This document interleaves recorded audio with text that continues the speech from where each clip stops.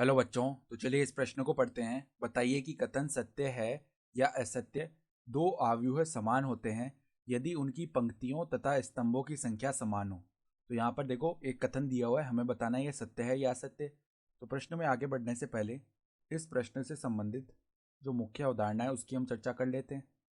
देखो मुख्य अवधारणा, दो आव्यूह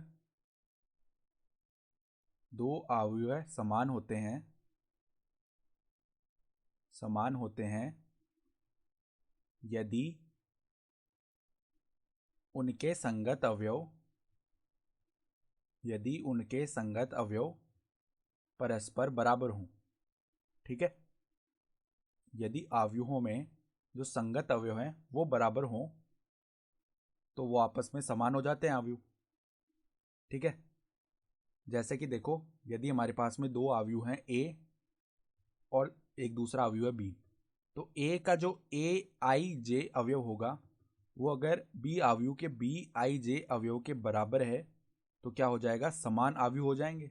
तो यहां से क्या आएगा, ए व बी समान आव्यूह है।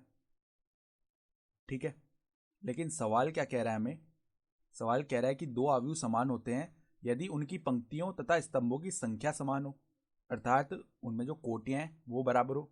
तो इसको तो देखो हम सीधा सीधा एक उदाहरण से समझ सकते हैं। जैसे यहाँ पर एक आव्यूह लेते हैं इस प्रकार का 3 4 5 6, तो इसमें पंक्तियों की संख्या 2 है, स्तंभों की संख्या भी 2 है, तो इसकी कोटि 2 गुणा 2 हो गई। और देखो यहाँ पर एक आव्यूह लेते हैं हम 7 8 9 10। ठीक है, इसकी भी कोटि है 2 गुणा 2। हम साफ साफ देख पा रहे हैं कि दोनों आव्यूहों में स्तंभों की संख्या और पंक्तियों की संख्या बराबर है, लेकिन फिर भी ये समान नहीं होंगे आव्यूह, क्योंकि इनके जो संगत अवयव हैं वो तो बराबर आ ही नहीं रहे हैं। ठीक है, तो सवाल ने तो बस इतना ही बोला है कि पंक्तियों की संख्या और स्तंभों की संख्या समान हो। यहाँ पर यह भी होना चाहिए था कि जो संगत अवयव हैं वो आपस में बराबर होने चाहिए। तो जो दिया हुआ कथन है वो तो असत्य हो गया, तो हम लिख सकते हैं अतः दिया गया कथन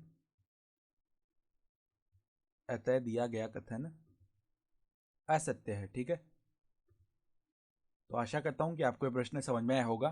धन्यवाद।